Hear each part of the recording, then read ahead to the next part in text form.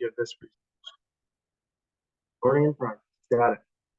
Was kind of last minute where I thought, oh, I actually have to find a spot to sit and do this and look presentable. But now I don't even have to do that since the screen is not showing me. But so I found a basement bedroom where I could prop up the laptop because my wife works from home and she's upstairs doing her Zoom calls and meetings. So if you can't hear me or if it's echoey or anything, let me know. Is the point there? So, but so for I think most people who within this group, hospice is maybe not a new concept, and for some people it may be even something they've worked either with or alongside in some capacity in a lot of different ways. And so, hospice 101, quote unquote, might seem a bit fundamental, but I would like to share kind of even just my perspective on my experience with hospice, and I think all of us could probably be doing a better job of spreading education about hospice and what it is, and my day-to-day is spent not only with education with those families and those patients who are desperately in need of this care, and just really don't understand what that process is, and really kind of debunking some of the misconceptions that exist out there. And so I see it far too often with every room that I walk into. As a care transition coordinator, as Kelly mentioned, I spend a lot of time with those community partners that inevitably send those patients who are in need of hospice care, but far too often that also happens a little bit later than it probably should in the process. And so identifying what does a hospice appropriate hospice patient look and sound like, and the longer someone is on service with us, the more they can really truly benefit from the different things we have to offer. The other thing is hospice has really evolved quite a bit. So I'm going to share kind of what I mean by that here in the presentation as well. And if people would like to chime in, I'm happy to make this a discussion and answer questions and have some good discussion around this as well from each of your perspectives. But speaking of wonderful partners, I mean, Kelly is definitely one of those, and obviously really excited for the adventure she's set to start here very, very soon with her hospice house, the Great Space. And I mean, she's already been a wonderful partner in a lot of different ways through the last couple of years here, but really excited for the patients, families, and community of Lincoln for what she's going to bring, which will be awesome here coming soon. So, so objectives. Kelly, I'm going to lean on you to be my wrap-up music at some point in time, if I get long-winded here, because I'm going to be condensing something that has, can go a little over an hour at times when I've given it another venues and such. I'm still adjusting to the fact that I can't pace around while I talk and use my hands and all that quirky stuff that I do. So I can do that. Yeah, thank you. You're good at telling me to shut up if I need to. So some of the objectives here really just, so benefits of hospice, where is it provided? Walking through the hospice care team.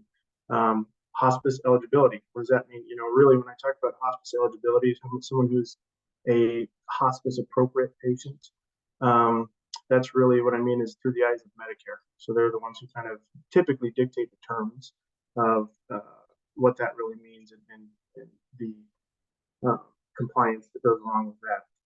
Hospice myths versus reality. So some of the things that I encounter very, very frequently when I'm having my family conversation. So, Kelly already mentioned that I spend a lot of time with those community partners. That's where the referrals and the patients come from.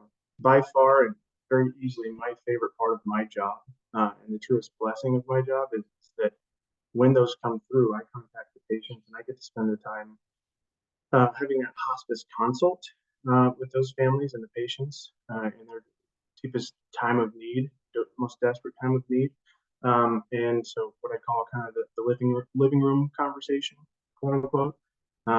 Those take sometimes, 45 minutes to walk through all the information so I can arm them with the information, but also answer any questions, hesitations they may have. Sometimes they've taken up to 3 hours, and it can be myself and the spouse and the patient, just the three of us walking through this in their home somewhere, but it can be, there's been situations where there's 12 family members and it's like a panel interview. two of them are on FaceTime, sitting on the phone, joining remotely. And so accommodating all of that, but that's the most rewarding part of my role, especially. It's just being able to spend that time, that vulnerable time with those families when they need it the most. And so, and then if we get to it, honestly, that when I talk about the evolution of hospice, I do want to touch on, how we're interweaving technology to make ourselves better caregivers and walk through that a little bit, because it is something that rolls right into exactly how we go about. There's nothing accidental about what we do. There's a strategic purpose behind all the different things we do to make ourselves better caregivers and to continue to grow and get better. So who is St. Croix? This will be about hospice in general, but a little bit about St. Croix and who we are. We're headquartered in Rochester, Minnesota, where the Mayo Clinic is. And our chief medical officer is Dr. Andrew Mayo of the Mayo family. He is someone who, I mentioned that name because he's deeply involved in our leadership still today. We're very blessed by that. And a lot of things that are differentiators for us stem back to his constant thought process and thinking outside the box and evolving what hospice care looks like. He's been very successful in that, and we're very blessed to have him in our leadership. But he was just serving a lot of patients there at the Mayo Clinic for years, and he saw a lot of gaps in what he thought hospice care should look like. So he was a part of helping found St. Croix Hospice over 16 years ago. And still, you say hospice were a pill, but really he still travels worldwide giving his presentation with hospice were a pill. It's kind of a different perspective on our medical world sees pharmacological treatments versus hospice, and kind of a paradigm shift that's pretty interesting. Hospice is for families too. So this is something I reiterate to all the families that I am sitting and talking with, is that, hey, look, our services exist every bit as much to support you as the family, as the care circle, as they do for the patient. It is a support system, and we'll talk more about what that support system is for my team, who those individuals are, but it is intended to be a support system for all of them every bit as much as the patient. By the time I'm sitting in front of a family, so often I am looking across at an exhausted, fatigued, burnt out caregiver who has shifted around, or multiple, who has shifted around everything in their life to be a full-time caregiver. And if that patient's number one goal is to remain at home, because that home can be like medicine too for people, that they've done everything they can to accommodate that. And so the hope is, and what I'm really trying to get across to them in these conversations, is that when my team comes on board as a support system, we're not speeding anything up. We're not slowing anything down. We're just extra layers of support and care throughout the course of the week, course of the day, throughout the course of the entire end-of-life journey. But my nurse's first role, when she comes in to do that evaluation, is to create a plan of care. And that plan of care is based on their goals, is based on exactly how they want this to look. So they remain in charge of dictating the terms of exactly how this goes. And we write that plan of care in pencil, not in pen, so we can erase and adjust as needed, and that's very common, but they remain in control the entire time. So we're just guests now. Our job is to help navigate that. But the goal is that when my team comes on board as that support system, they can shift back to being family members, to being spouses, being daughters and sons, and spending quality time and allow us to be the caregivers.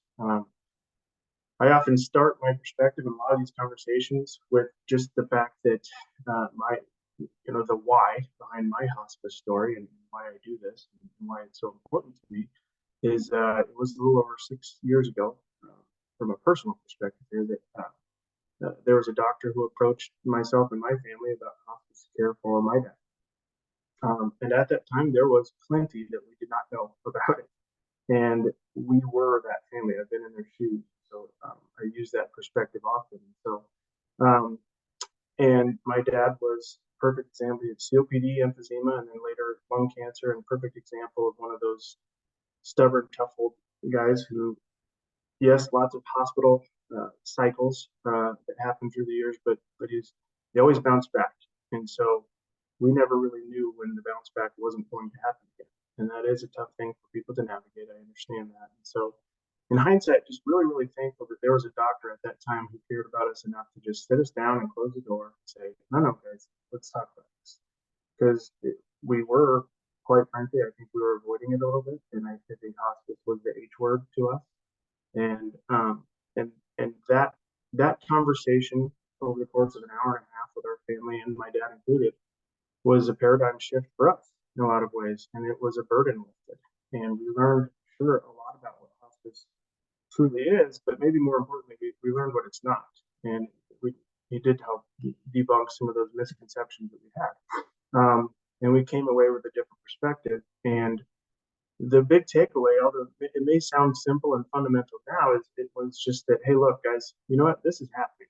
With or without hospice care, this is happening. So the question is, what sort of strategic plan do we have in place to address it? You know, we are all mortal, of course, including myself, and so we don't get to dictate exactly how we leave this earth at some point.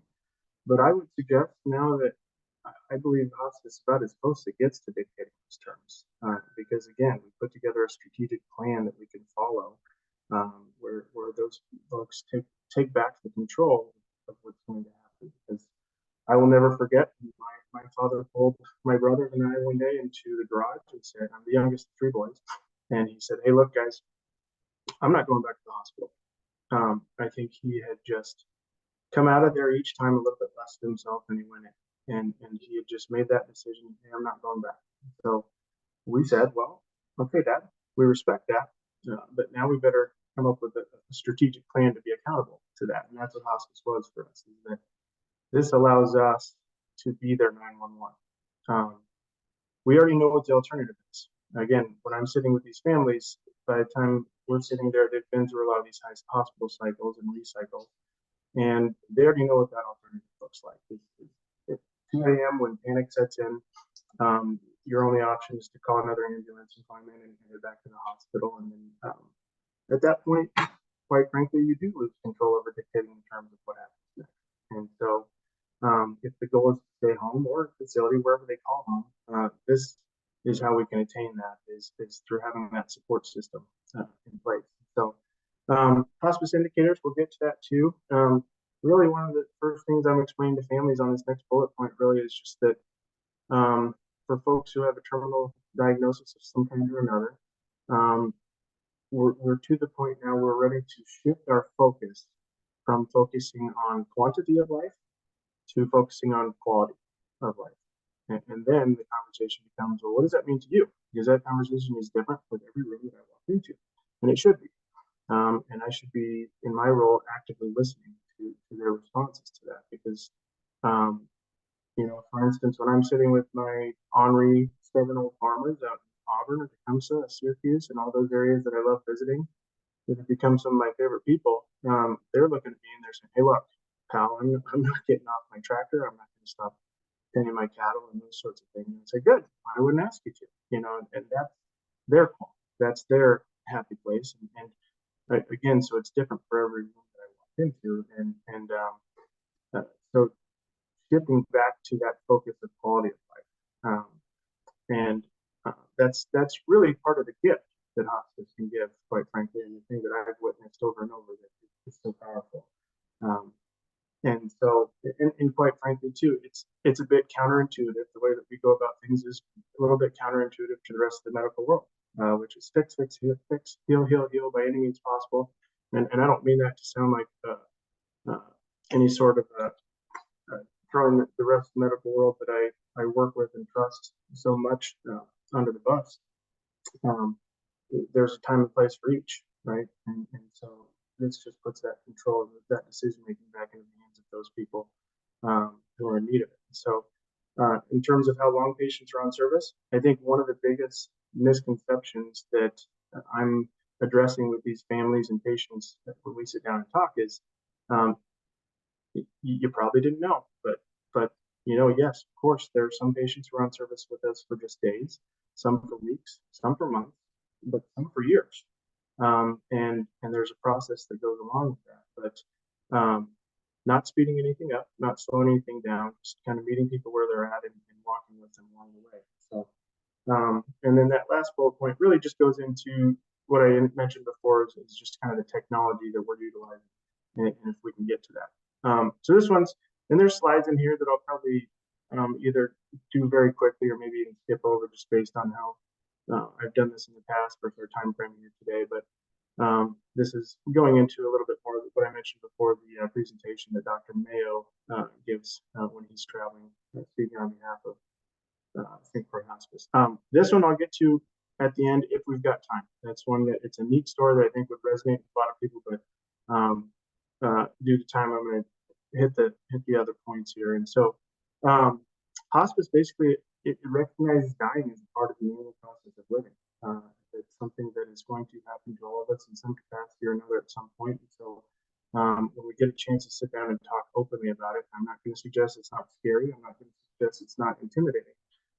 It's how can we be a support system, and when this happens, to be a part of helping not only you but your family throughout that time, but neither hastens nor postpones death. So getting to really, this is kind of a nice illustration, and it's on a sheet that I have in the resource packet that I leave with families. That's a nice illustration and visual to point to and kind of walk through what each of the care team on my team. They're interdisciplinary team members and their unique roles in this process. But that registered nurse, the case manager, is someone who is really the quarterback of that team. They're the frontline resource from a clinical standpoint, who is the first individual that they would generally meet after me, which means that once we've lined up a time to do that evaluation and admission on the hospice, they're going to go in and do that evaluation, determine hospice appropriateness through the guidelines that Medicare gives us. And as they move and shift into the admission process, really that's where she begins building that plan of care. And again, it's based on a set of questions, it's based on their goals, and will remain fluid as things change and as needs change based on their goals and how they want things to go. There are times when we start in someone's home with all the best intentions, love and care in the world, and that is the goal. And it becomes something that is overwhelming for family members.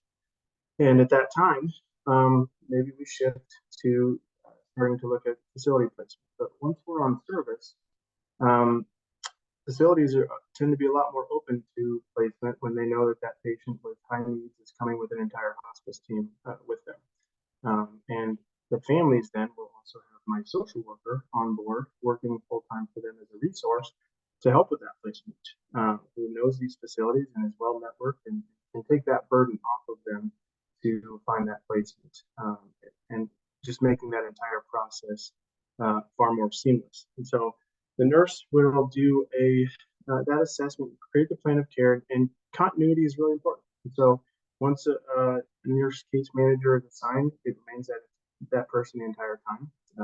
So there's a familiar name and face, and quite frankly, that's how we build strong relationships with people as well. And so they will, of course, be the clinical resource on the front line, but also working with our medical director in the background as well.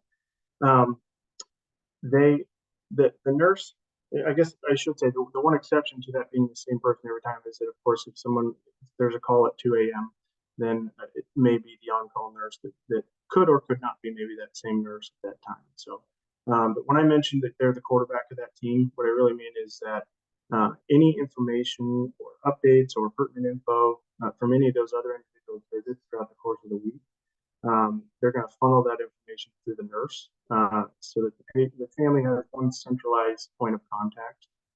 And that's intentional so that it's not overwhelming. And so that'll be their main point of contact throughout. So that nurse is, yes, she'll have a frequency and cadence of visits throughout the course of the week based on need.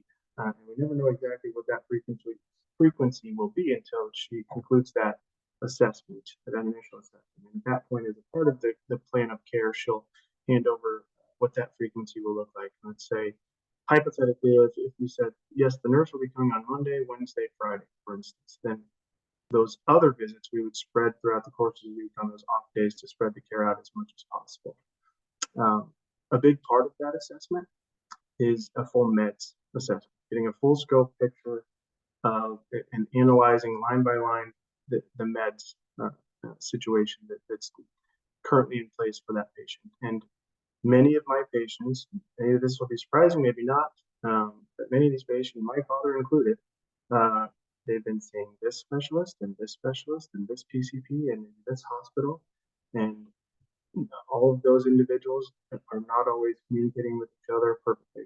And so getting that full scope picture and assessment of that full meds list and going through line by line and saying, hey, you know what? This one probably made perfect sense when it was first prescribed for a certain purpose. Does it still make sense today? And if there's opportunity to kind of trim that list a little bit through that process, that's a good time to do that. But it's not just an initial assessment, it's a continual assessment as long as we're involved in their care. You know, and I hadn't even mentioned this, but it is an important part, and it is something that is a big peace of mind for patients that I get out of the way fairly, right away when we start these conversations with the families is, hey, by the way, 100% of our services, everything that we do is covered 100% by Medicare. Now, I say Medicare because the majority of my patients are Medicare, just based on demographic, age-wise, Medicare or Medicaid. I've found that majority of the private insurances that we come across mirror what Medicare does in terms of hospice care. They don't stray from that too much. And so the fact of the matter is there's a lot of skyrocketing costs in healthcare. We know that. And towards the very top of that list is hospitalizations and rehospitalization. And so they see our services as a mitigation to that. And so it does actually make sense, but it's also a blessing. It's something that thankfully, when we have these conversations, that can become a footnote of the conversation. So we can talk about the other things that are really important, the human elements. And so, yes, it covers everything we do 100%. That's all of our services. That's any durable medical equipment, any meds, and any supplies, 100%. And so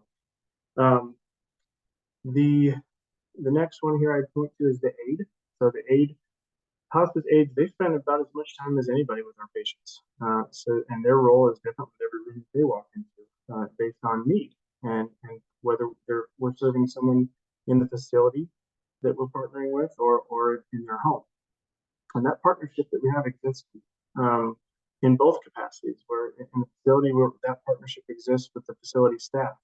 And in the home, that partnership exists with the spouse, caregivers, their care circle in some capacity. And so the aide, when they walk in, they're going to be slightly less clinical in nature compared to the nurse, and they're going to roll up their sleeves and do things like showers and baths and sponge baths and helping with ADLs or activities of daily living. So feeding, dressing, mobility, and whatever that need is in that particular scenario. And so those aides who spend at minimum with each visit an hour or more every time that they're visiting a patient.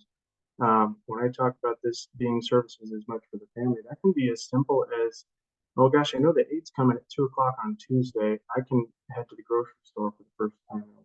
And run that errand that I need to take care of. Or step out for whatever reason for a little bit of reprieve. Just as an example. But those aides get very close to our patients.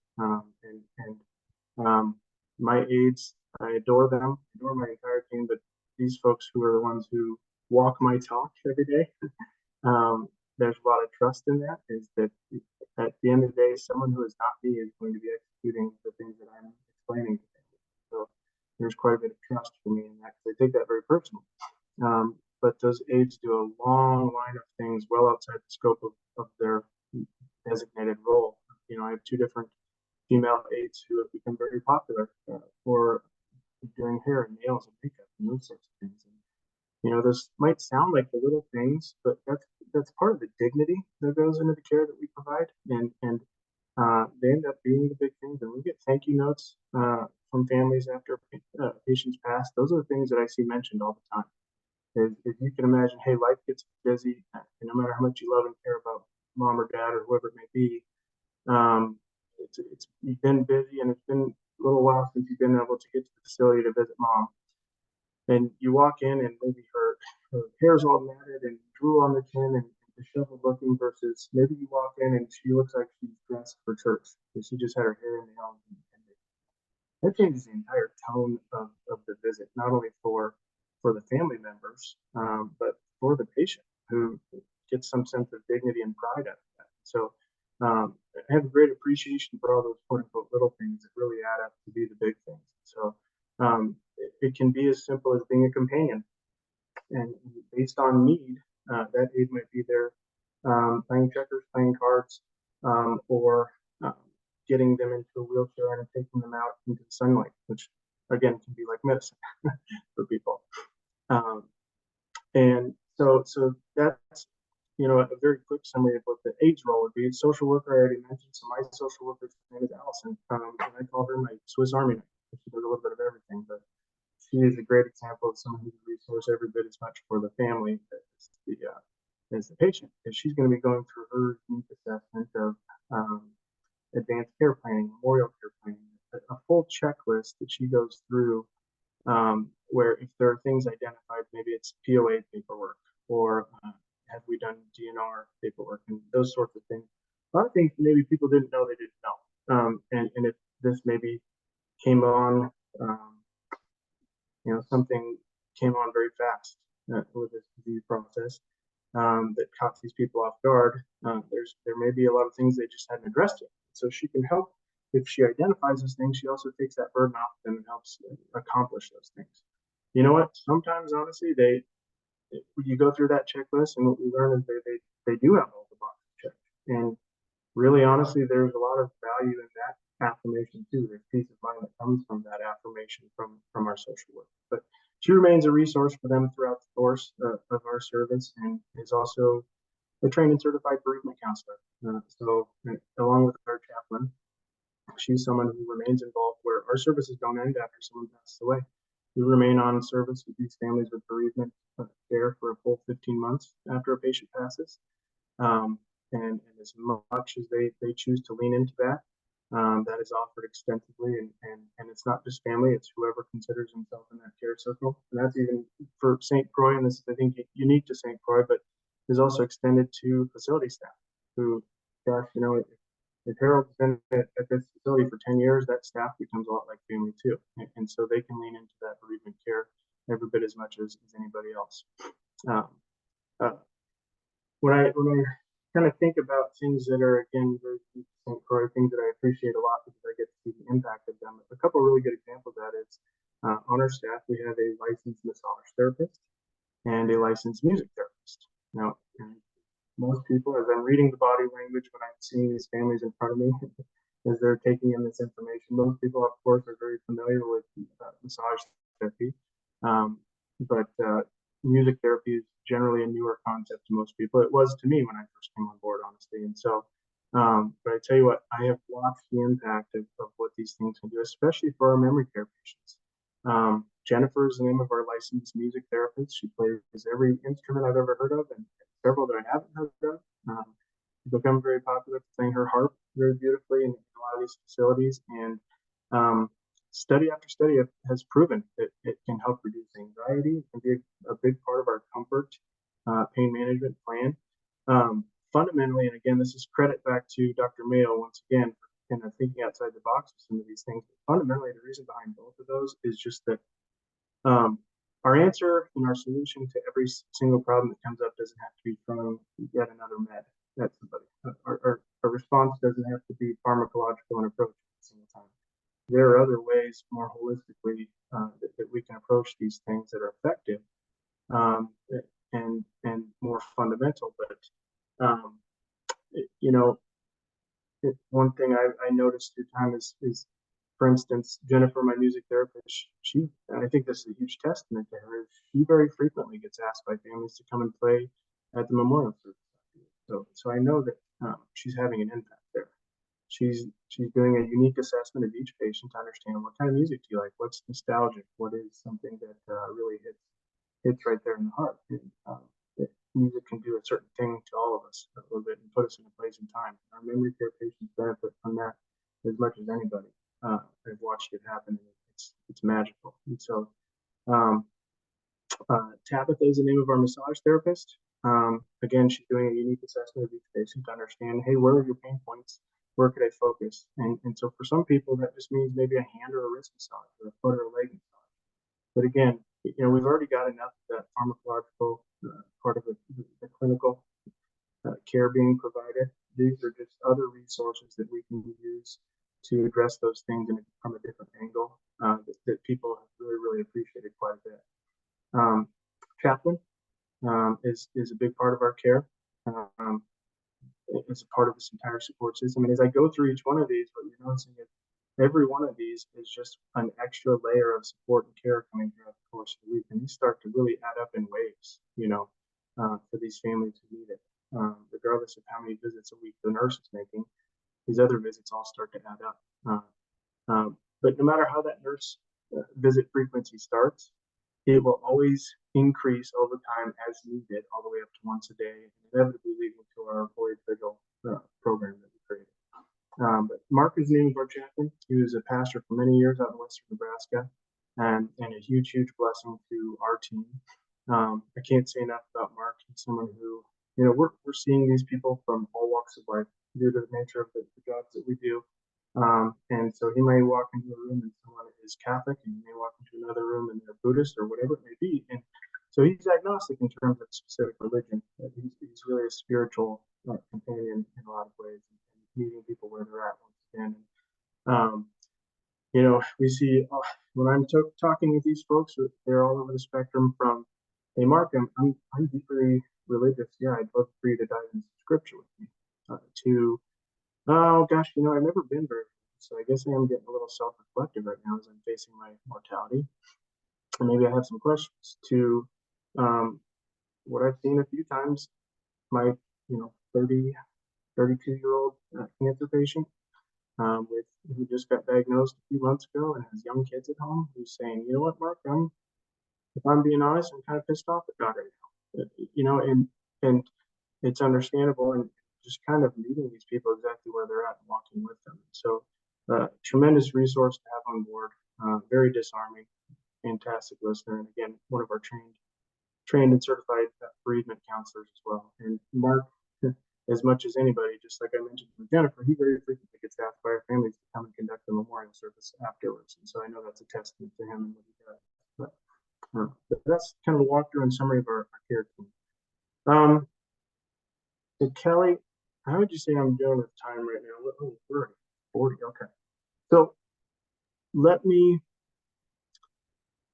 so I kind of addressed a lot of these things in the other notes that we kind of walked through. So one of the things that, and there's tactical ways to kind of explain this to both facilities and to the families that I'm talking to, but again, debunking kind of the misconceptions that exist about, well, somebody goes on hospice and that's their last couple of days of life. And statistically, we know that technically people actually live longer when they come on hospice. They're getting more focused, one-on-one levels of care on a day-to-day basis that is significantly more, even if they're already in a facility, significantly more than they were already receiving, because we're supplementing the care that they were receiving from their staff already, because that care won't stop. We'll just continue, and we're going to continue to supplement that. And so that increased level of one-on-one care on a day-to-day basis actually results in on an average of 29 days longer these patients live once they come on the hospice if they've been referred, versus those who do not. So based on time and these, as you can tell by now, I get off script and I can talk for 2 hours if you need me to, Kelly.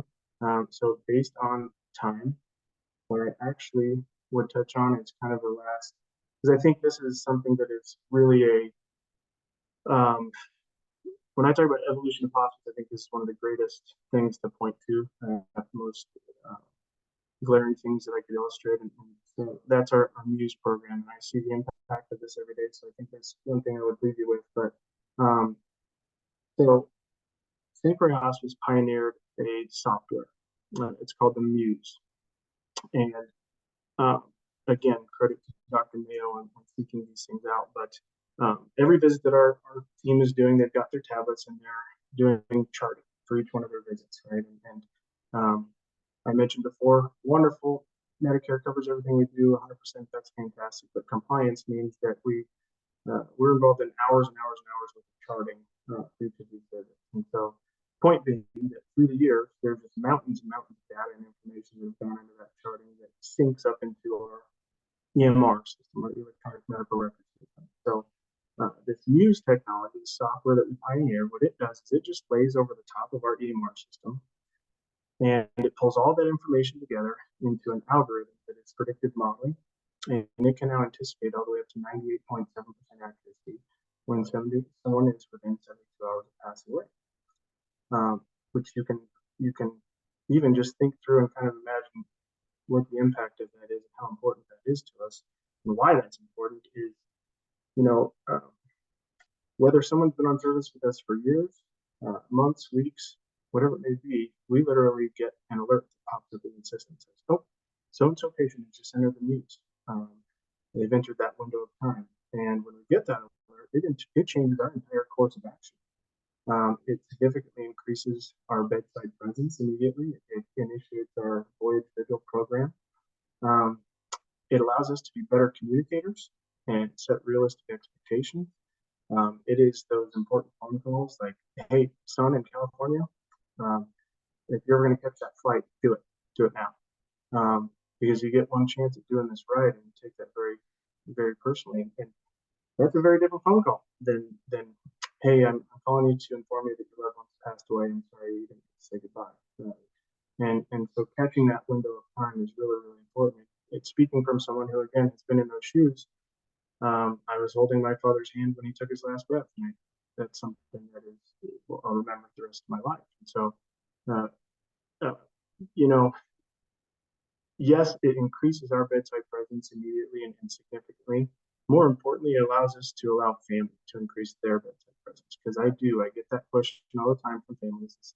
No matter how much you love and care about your loved one on hospice, life's still going on. Mortgage, kids, activities, job, all that stuff is still going on. And so people, they ask all the time, how do I know if it's getting close? And they want to be present, but they want that communication that we can provide. And so this just makes us better communicators. And so when I walk through this with families, I've watched the tension leave their shoulders. I've watched the body language change, and there's peace of mind that this brings to ensure to just really solidify the fact that, hey, look, there's nothing accidental about what we're doing. There's strategic purpose behind all of this.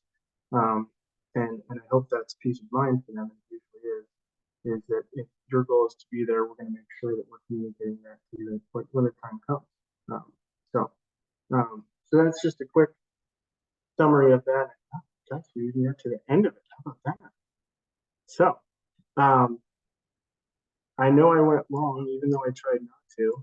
But if there are questions, I'd be happy to address those too.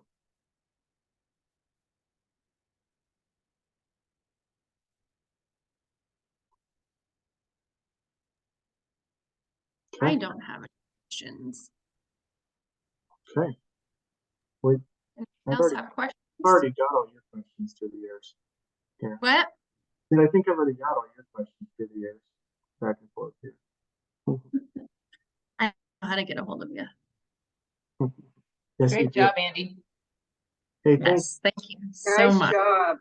Thanks for bearing with me. Appreciate it. If you could see my screen, I'd tell you that I'm smiling. I promise. I have no doubt. Awesome. Well, thanks. Well, thank you so much. We really appreciate it. And we'll be sending this out for the people who couldn't attend to watch. Natalie will take care of that. So, yes.